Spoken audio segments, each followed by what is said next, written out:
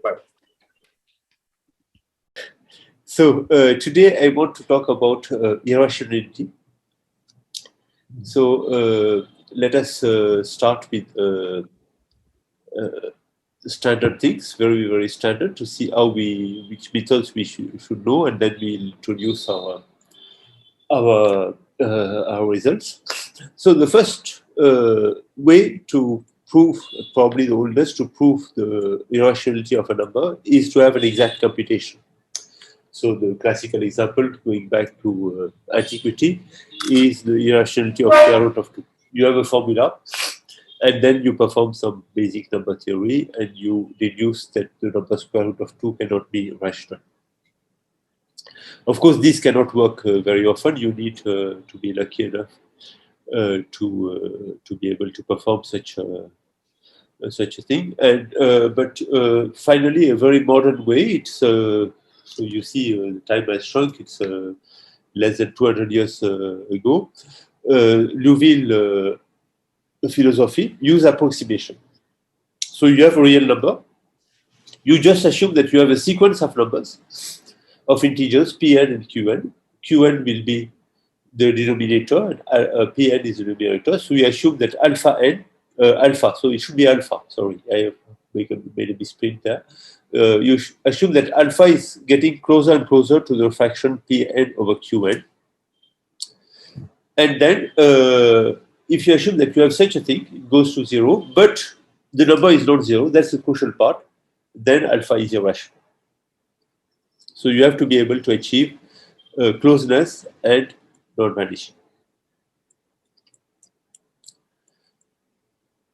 So of course, as soon as you have made this remark, you want to understand how close irrational number can become closer to a rational. So what is the best possible approximation?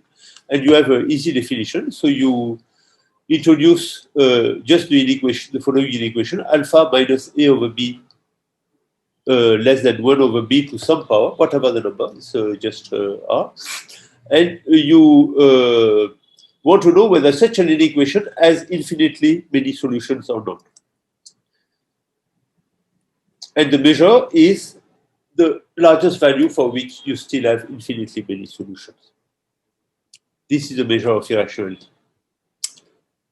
So what do you know about the measure? Of course, if alpha is a rational number, 1 works fine, because you can write infinitely many ways with the exponent 1.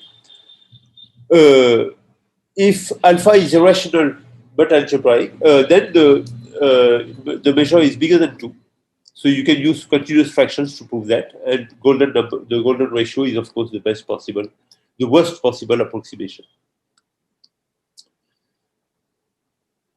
And so more involved, you can show that you have infinitely many numbers with irrational measure which is equal to infinity, which are really badly approximated, really very well approximated, sorry. And these are Liouville numbers. But they are transcendental. And then, of course, Roth's theorem tells you that every algebraic number, which is not rational, has a measure of 2. Okay, this is more involved than the first results. So irrationality sequences and measures, you need to find the correct exponent. Okay. Now we want to have something better. We want to have several numbers. So you have given several real numbers, and you want to know whether they are linearly independent of a cube, whether the space they span is larger and larger. So recall that Michel yesterday talked to us about transcendence. The transcendence is linear independence of monomials. So this is the first case. So you want just to have linear independence of monomials of degree 1. And algebraic independence is far more complicated. So we concentrate on linear. So if we want to have, we need a proper way of generalizing this relation of Liouville, the first one that I show you.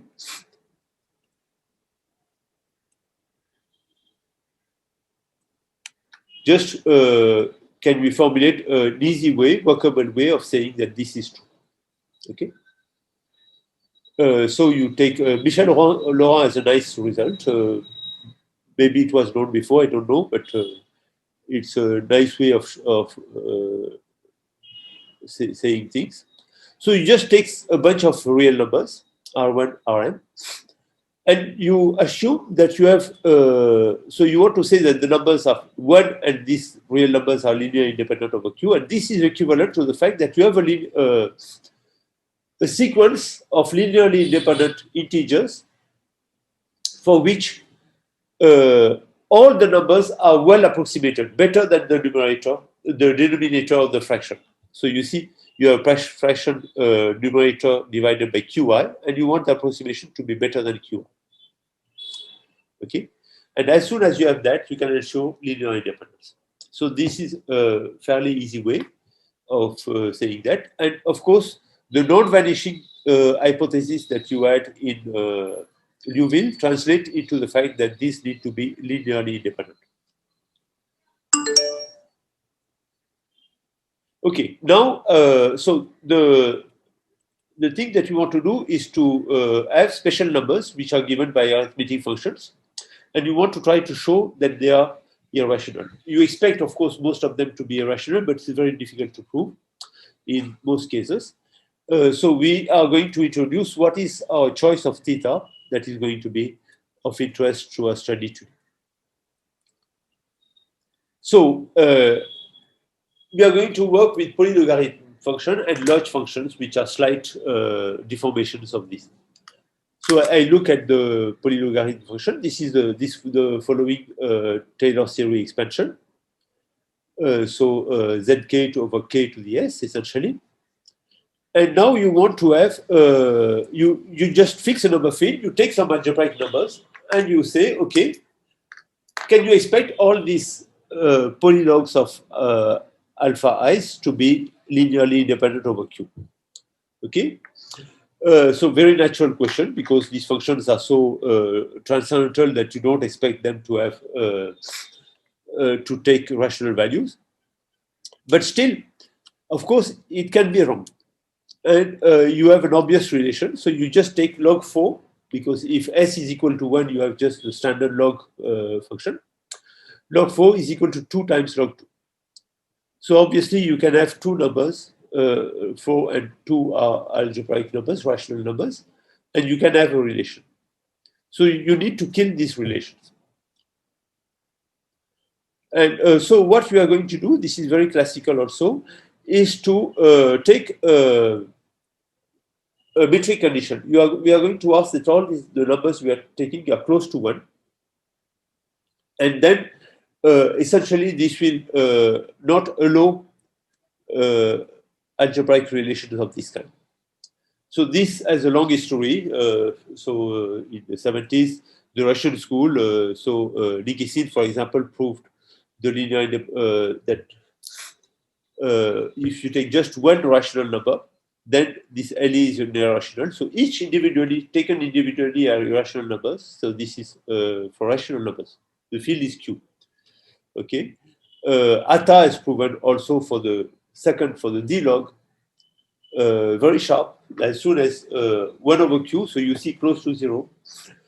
As soon as Q is bigger than 7, so pretty small number.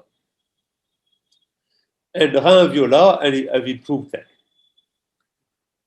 And then you have something that is closer to what we want to do, is done by Viola and Zudinin pretty recently. So you take several numbers, exactly as I said. You take several polylogs, because you have the standard log and you have the D log. And you take different algebraic numbers. So you have 1 over Q 2 times, and 1 over 1 minus Q. So essentially two different alpha i's. And then you have linear independence. Okay. And Rhin-Taufin have a general thing, but for logs. So you assume now that alpha i's are imaginary quadratic numbers, so either rational or in Q of I, say, or Q of I root D. You assume that you have a proper metric condition. All these metric conditions will be very similar. And will translate to if you have just one number with denominator bigger than 7, 10, or 2000 or whatever you need. And then all these standard logs are linearly independent. Of course, this is not new because Baker theorem tells you that you have something like that. But the point is that when the metric condition holds and when the Rand-Dauphin theorem holds, the bounds are even better than Baker. So very specific, but they are even better than Baker. And even more important is the approach that they have used, which is proving to be very fruitful. So our work has been pretty inspired by the reflections of Rand-Dauphin.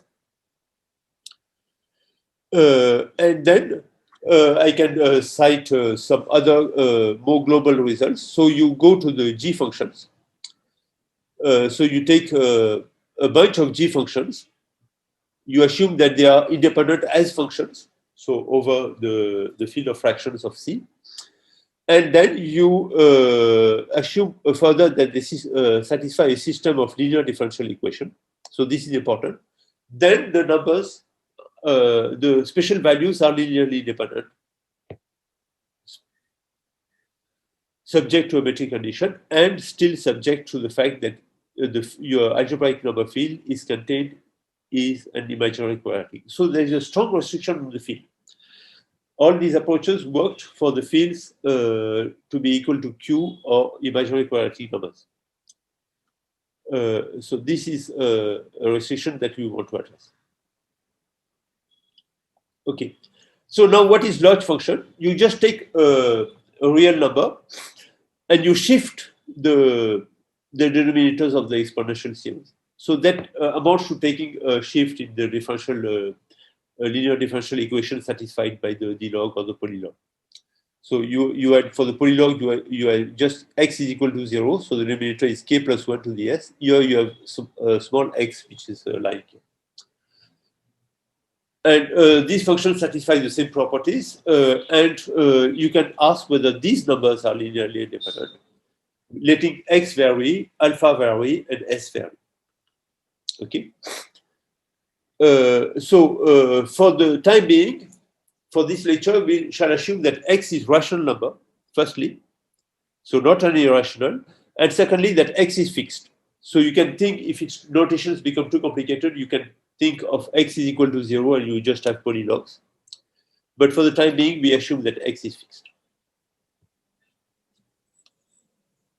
And at the end of the lecture, I'll try to address the last part.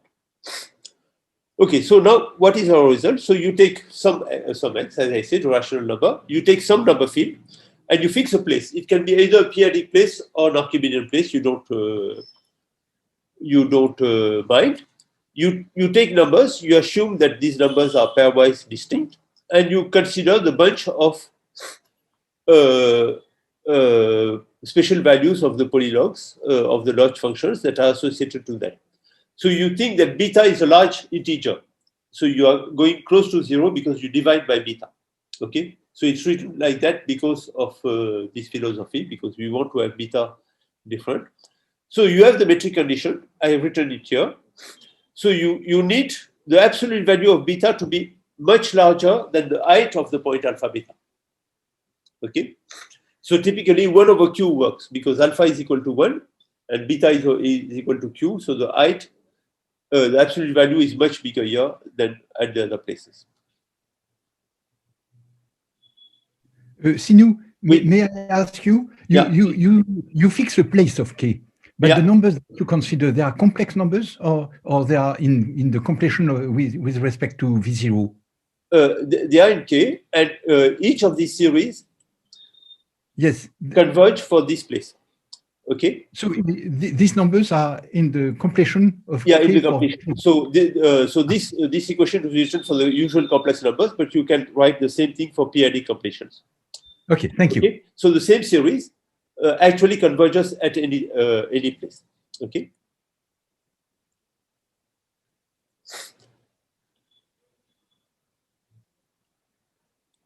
So where I am.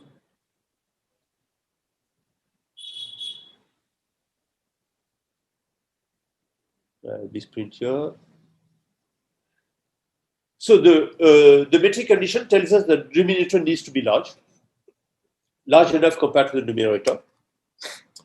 So I see I have a misprint there because I should have put Rm plus 1 here.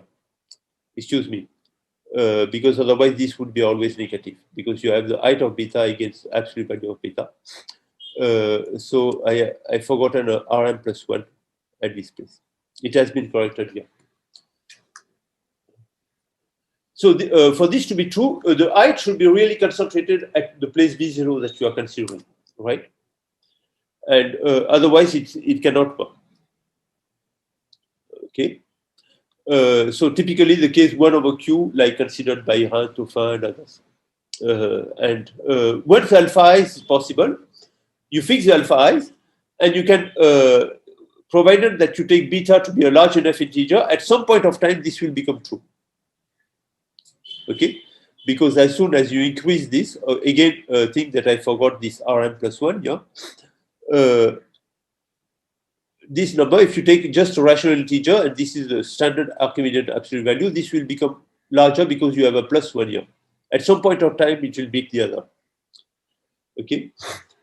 So the condition actually is true for any big enough beta.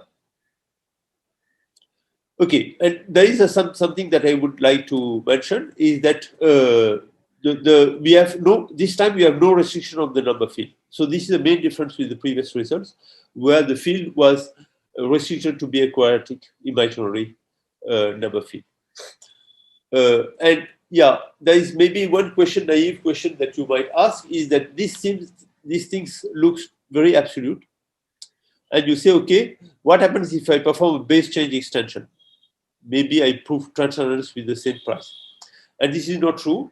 And this is because we have normalized the absolute value to have notations fit in one line so that the text file is not too difficult to handle. We have divided the absolute value. So maybe I'll write it down here. So what should I do? I'll do that.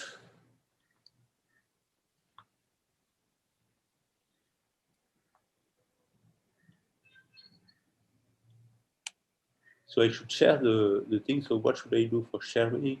Nouveau partage. So here you have the product formula. So let us assume that V0 is a classical Archimedean place and the absolute value is the complex. Problem is there. Sino, Tell me. can you please write little below? I mean, it's not visible. Yeah. So you have the product formula, x to the power v to the power dv is equal to 1. Let us say dv over d. Okay, and we want the product formula to be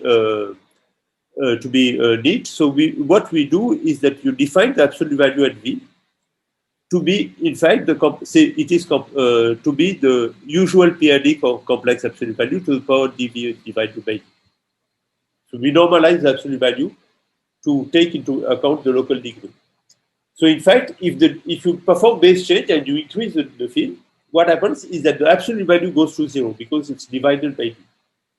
Okay, and therefore this part, the positive contribution, goes to 0, and you don't prove transcendence. Yeah, Michel, your mic is turned down. Maybe yes, you should share the other screen now. Yeah, I go back.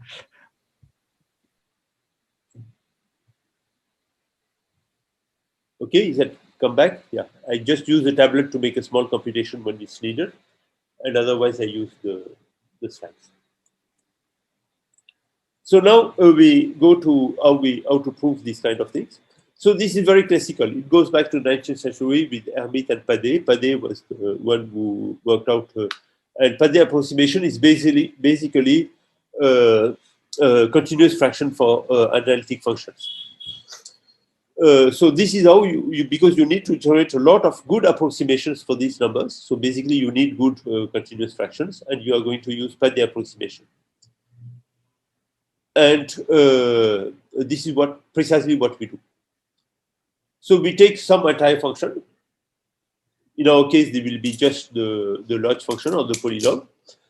And you define the Padé approximation to be a bunch of polynomial. The P naught will be always a denominator, P naught times Fj minus the remainder Pg, and you want it to be very small. The valuation is very small. It's a capital O of 1 over z to a big power. Such a family is a Padé approximation. By linear algebra, it always exists, provided that you don't ask too large valuations here compared to the degree of the functions. Once you fix the degree and you are not too demanding on the quality of the approximation, it's going to exist. Simple linear algebra. Okay? And you want to go as optimally as possible. So this is very old, very classical. Usually we use orthogonal polynomials, all kind of things. And these Padé approximations exist for and have been constructed for a huge bunch of functions, even hypergeometric cases. And maybe the difference in our approach is that we are doing some sort of formal construction that makes computations easier and especially not vanishing attackable. So this is what I want to explain now.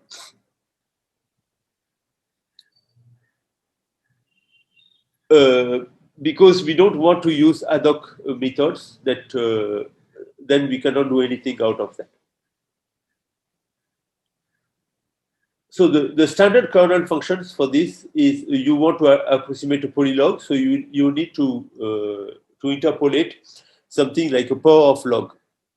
1 over t is because you are looking at infinity. So what we do is precisely the following thing. So I define a bunch of linear maps which are very elementary. So the evaluation map is just taking the value of a polynomial at a given number. It's just an evaluation map. The multiplication is just multiplying one given polynomial by another. The primitive is the formal primitive. So you integrate and you want the degree to remain the same. You don't want integration to increase the degree. So you divide by a power of t. And the x is because you have shifted the integration. Okay? And the derivative, similarly, is just the standard divided derivative, eventually shifted because you have an x. Okay? And now you define your key map, which is the composition with a bunch of primitives with evaluation and multiplication. And the key remark is that, in fact, if you apply the map phi s to the polynomial 1 over z minus t, it gives you precisely the large function. So this is the key formula. Okay, it's not easy, difficult to prove. It's just an elementary computation, but this is the key formula.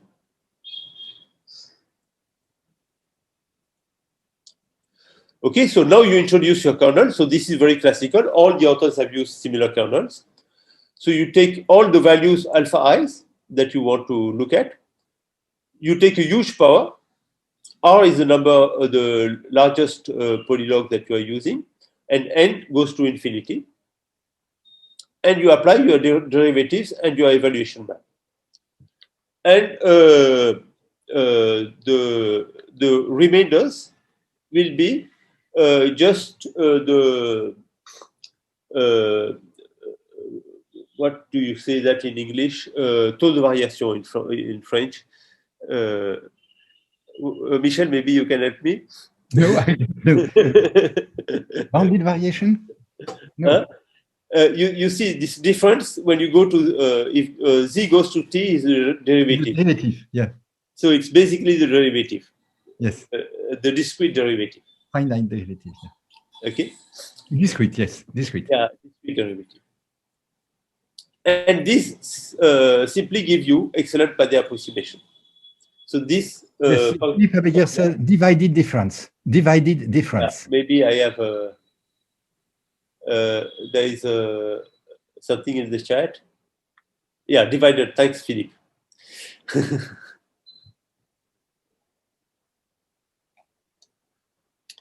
Okay. So now we continue.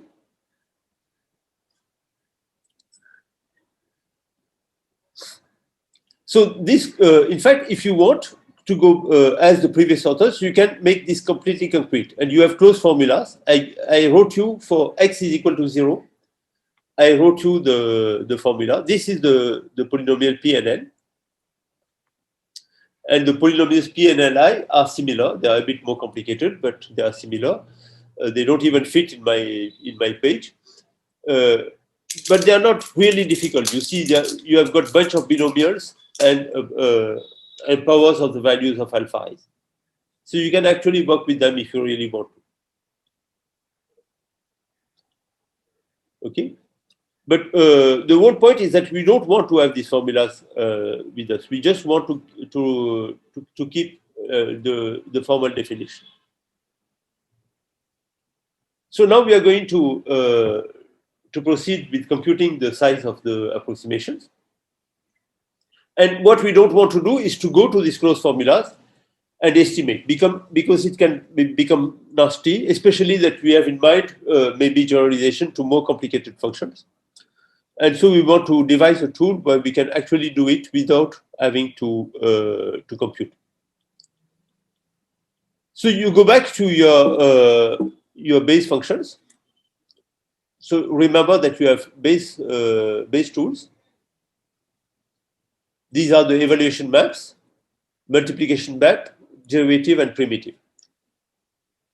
So all these maps are linear operators on the vector space of polynomials. So we just perform linear algebra. Okay. So what I say is the following thing. So I take the linear vector space of polynomials of several variables, all the variables that I need, and I look at it as a norm vector space, taking the sup norm, saying that the norm is a sup of the coefficient. So now the multiplication map is very easy. It's a norm 1 because it doesn't change the coefficients. The evaluation map, maybe it can collapse a bit of coefficients because you have sums in the Archimedean place.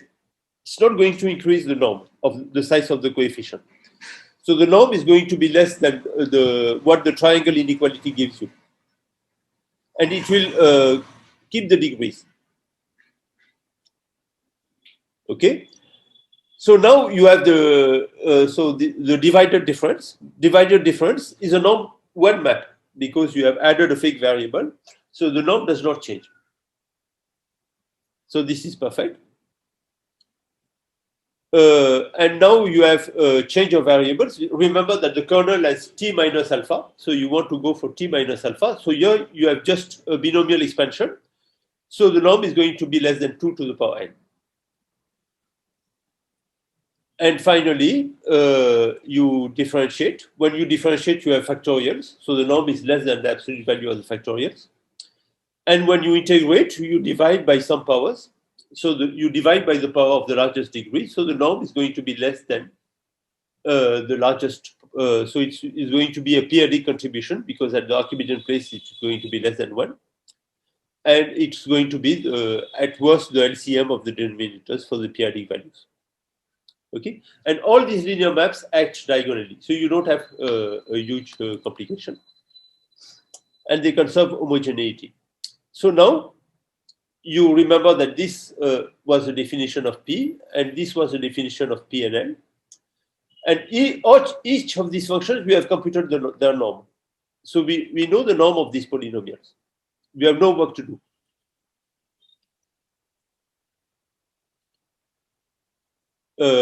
And you get immediately that the norm of this polynomial is less than, so this Rm log 2 comes from the binomial expansion.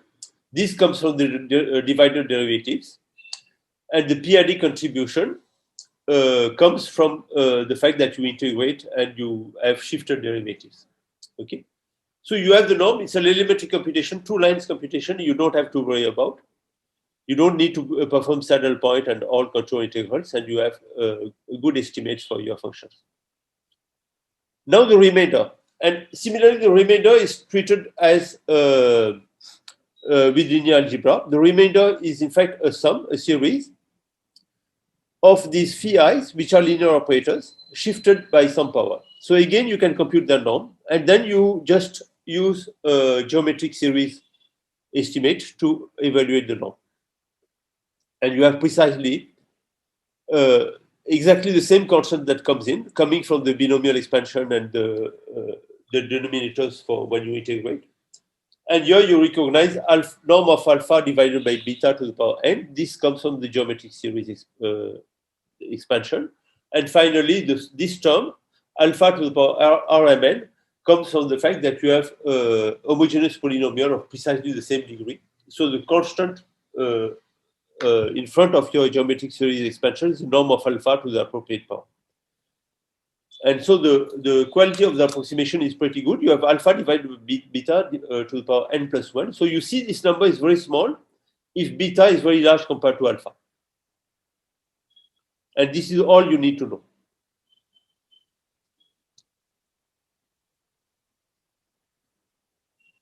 Okay. So now we want to use, in fact, the criteria for Michel-Laurent. So remember that the criteria of Michel-Laurent, you wanted to have a linearly independent vector. So the only reasonable way to have a linearly independent vector is to have a matrix which is invertible. So you know that at least one of these linear combinations will be non-zero. So what we say is that we have a sequence of matrices which are invertible. So you know the norm of the matrix is good, and each of the lines of the matrix approximate your numbers. And you have a control on the norm and on the quality of the approximation. Provided you have that, what happens is that you have precisely linear independence and a measure of independence. Okay, so now I comment on the things. So you have taken all the places together. So you have you want the norm of the matrix at all the places. If they are not integers anymore, so you need to use the product formula. So you have an upper bound for that, and you have a bound for the quality of the approximation. So what is going to happen? You are going to say, you are going to specify your place V0. You have this that is playing for you. And against you, you are going to have Fv of n over all the places. Okay? So you are going to need to sum all these Fv of n, the contributions of the norm, that is against you, and the quality of and you are going to ensure linear independence as soon as this number A is bigger than the sum over all the places of Fv of n. Okay? And you just assume that you had an integral matrix if the coefficients were rational integers, and V0 is the usual Archimedean place. The Fv of n, it would be essentially 1. You could forget of that, and you would simply say that this needs to be big enough, small enough, that goes to 0. This is Michel-Laurent. Okay? And because you have A times n, if A is strictly positive, A times n goes to 0, to minus infinity, so the exponential goes to 0. Okay? And so your natural condition is that the metric property, the closeness that you have at your given place needs to be better than all the thing that you have at all other places.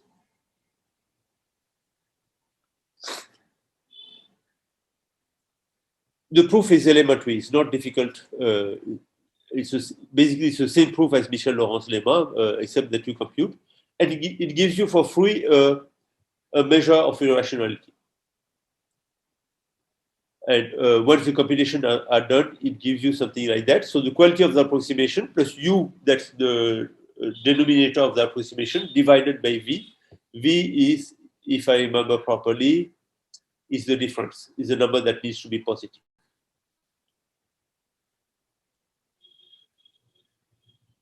So you have the measure. Okay. So now what do we have?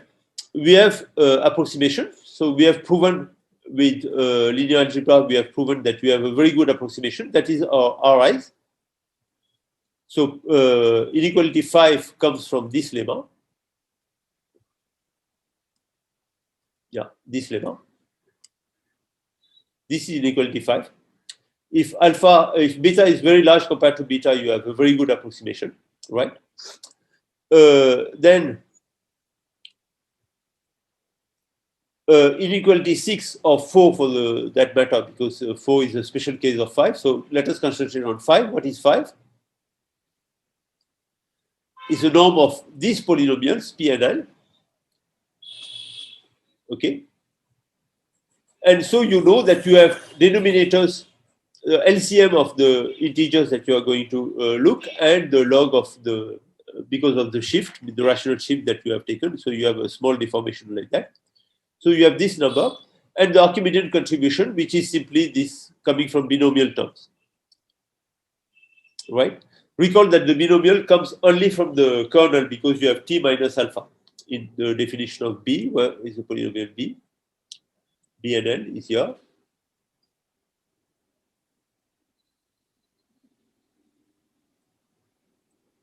But I put it here. It's even before.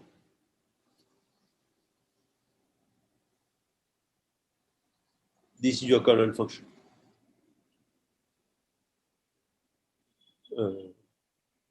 Yeah. Your B is this polynomial inside the big parenthesis, t to the power L, t minus alpha to the Rn. Okay. And when you expand t minus alpha to the power Rn, you have binomial exponents. Okay. This is where you lose.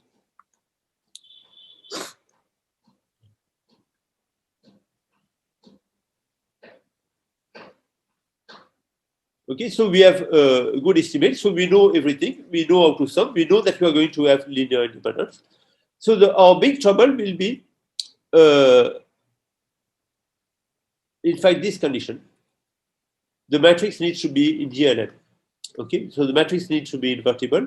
So that means that this determinant needs to be non-zero. So this is the last part of the thing, and it is not the easiest one. So I go show you again the formula.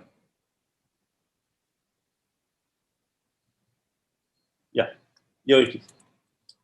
So you have a huge Rmn cross Rmn determinant with n going to infinity. Each of the entries is like that, right? And you need to show that the determinant is non-zero. So here you have a bit of a challenge because, in fact, in algebraic geometry, we have zero estimates. People like Bournoel, Masser, Philippon, and Nessarenko and others have developed tools to help you show that strange things cannot be zero. Here you are just linear algebra determinant, and it's not apart from the few elementary things that we have learned in the calculus and linear algebra class in the undergraduate school, we don't have so many tools. So we need to develop a few tools to approach that. And we need to actually show that this determinant is non-zero. This is the last challenge. So I'll sketch the argument.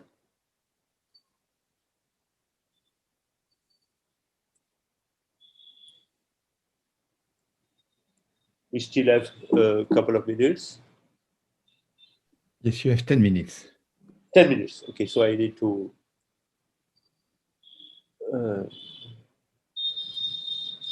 go. So I go to the non-vanishing. So this is our matrix, PNL and PNLI.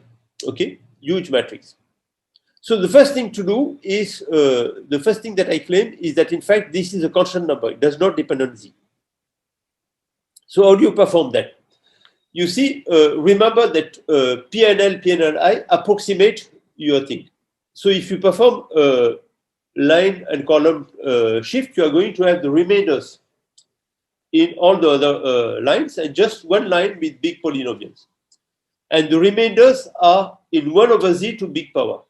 So they are going to have a negative valuation in Z.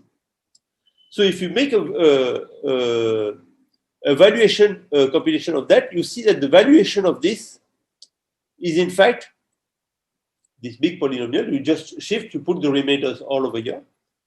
You see that in fact it's a negative valuation, but it has to be a polynomial by definition. So it has to be a constant. Okay, first step. so you go and chase for where you are going to have the constant. You identify the minor which is able to give you a constant, and you reduce to that. First step. Once you have done that, you fix your notation. You have your kernel. You write down the thing, and again you make a couple of manipulations of line and column that I'm going to skip because time is running short. But they are not so easy to do. So what you do is that for each line, you introduce a fake variable. You replace this t by a tis for each line, different variable. So here you perform the same idea as you perform when you compute a Vandermonde determinant. You treat each of the entries of the Vandermonde determinant as an independent variable so that you can perform a degree computation. So you do that inside of that. You have your fake variables. And you see that, in fact, you identify your vectors as one of your function phi. Phi is an integration, right? Composed with some divided derivatives and some other things. So it has a precise definition.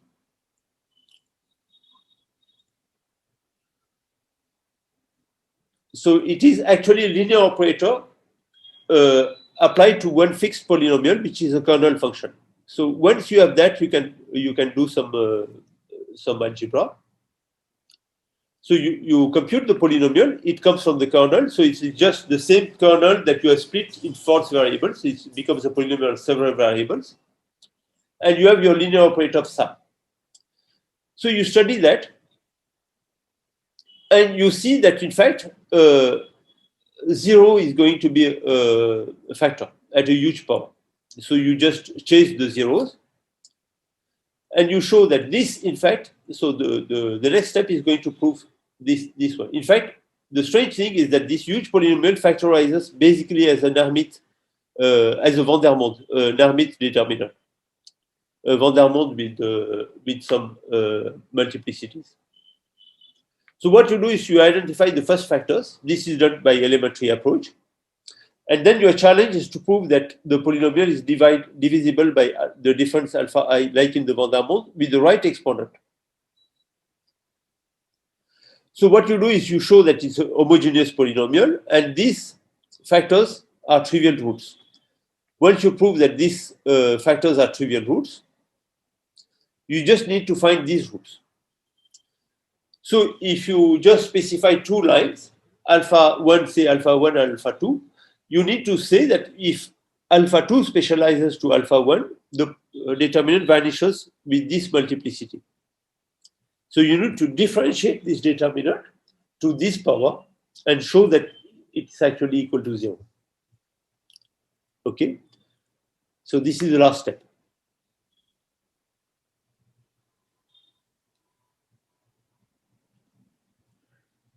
So for the last step, what you do is you recall that psi is a primitive. You differentiate a primitive, so basically it should cancel out. It does not commute properly, but you have to take into account these things. And in the beginning itself, in the kernel polynomial, you have a huge root. Where is the kernel polynomial? You have huge roots. So if the variable happens to be another alpha I, it's going to be 0 at this huge power. Okay. So you already know that you have multiplicity, this thing. And the thing that is bad for you is that, in fact, you don't differentiate. If you were just differentiating, it would be easy. But in fact, you primitive. Psi is a primitive. And when you get primitive, you lose 0. So what you should do is to show that you have cancellation between primitives and differentials. So this is usually fine. Only thing is that you have low order things where you have some primitives that remain, and then you must use some symmetry argument. Once you use the symmetry argument, you kill the small factors, and actually you can show that you have this. And the last step is, so where is the thing? Yeah, this constant C and UN. You have factorized, and you need to show that the constant is not 0. Okay. And in fact, the constant is basically the integral of a real function in the hypercube 0, 1. So this is something like that. And then it's undergraduate mathematics. You can show that it's non-zero by sign manipulation. And then you have shown that the determinant is non-zero. Okay. Maybe I can use a couple of minutes to comments. Michel, how much time do you allow me? You have 4 minutes. It's okay? Excellent, excellent. So I want to go back to the question of the shifts varying freely. So when the shifts vary freely, what happens? Construction of Madej, because we have a formal construction, is going to go through verbatim. You have no issue of that. Okay, no problem. Size of approximation. This is an issue because if the shift becomes irrational, your large function is not a G function anymore. So in fact, you have no chance of having a good quality approximation. So you need, if you want to have a good quality approximation, if you want to use this kind of methods, you need to assume that xi's are rational numbers. Okay, otherwise it's a different set of ideas that need to be developed. So X to be rational is a necessary hypothesis for this approach. And then non-vanishing. And non-vanishing, the determinant, it becomes significantly more complicated because your primitives are shifted and all the things that I've described there are very delicate and they are not complete machinery yet. Nevertheless, it works. And nevertheless, strangely enough, it remains an Hermite determinant even if the xi's are different. But this is even longer. The first proof is more than 10 pages long, and this is even longer. And it will be described in the next, we have not yet finished the write-up. It's going to be, but it's actually still is a Hermite determinant. So I think that the next step is to prove a systematic way of showing that all these methods always take you to Hermite determinants, in which case you would have a general zero estimate kind of approach. Voilà. Merci, Michel. Merci. Thanks. Yeah. So, thank you very much. So, thank you, Sinu.